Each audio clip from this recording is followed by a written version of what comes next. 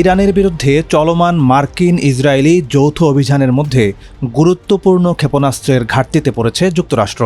সংবাদ মাধ্যম CNN এক জ্যেষ্ঠ মার্কিন কর্মকর্তার বরাতে জানিয়েছে, যুক্তরাষ্ট্রের টমাহক ল্যান্ড অ্যাটাক ক্ষেপণাস্ত্র এবং SM-3 ইন্টারসেপ্টর দ্রুতই কমে আসছে। আগামী 24 ঘণ্টায় কমে আসার এই মাত্রা আরও বাড়তে পারে বলে আশঙ্কা করা হচ্ছে। কর্মকর্তারা জানান, অভিযানের প্রথম ধাপে ইরানের প্রতিরক্ষা ব্যবস্থা দুর্বল করা গেছে। পরবর্তী ধাপে লক্ষ্যবস্তু হতে পারে ইরানের ক্ষেপণাস্ত্র উৎপাদন কেন্দ্র, ড্রোন অবকাঠামো এবং নৌ সক্ষমতা। এদিকে প্যাট্রিয়ট ক্ষেপণাস্ত্র সংকটেও ভুগছে পেন্টাগন। রাশিয়ার সঙ্গে 4 বছরের যুদ্ধে ইউক্রেনের আকাশ প্রতিরক্ষায় বিপুল পরিমাণ প্যাট্রিয়ট ব্যবহার হওয়ায় মজুত কমে গেছে যুক্তরাষ্ট্রের।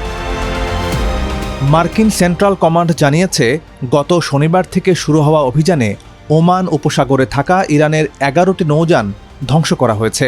প্রেসিডেন্ট ডোনাল্ড ট্রাম্প দাবি করেছেন, অভিযানে 49 জন ইরানি নেতা নিহত হয়েছেন, যার মধ্যে সর্বোচ্চ নেতা আলী খামিনিও রয়েছেন।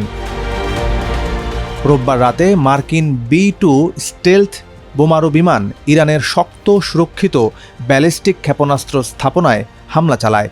অন্যদিকে ইরান পাল্টা ড্রোন ও ক্ষেপণাস্ত্র হামলা চালিয়েছে উপসাগরীয় দেশগুলোতে, যেখানে যুক্তরাষ্ট্রের সামরিক ঘাঁটি রয়েছে। ফলে সংঘাত আরও বিস্তৃত হওয়ার আশঙ্কা বাড়ছে। অভিযানে এখন পর্যন্ত অন্তত 6 মার্কিন সেনা নিহত এবং 18 জন গুরুতর আহত হয়েছেন।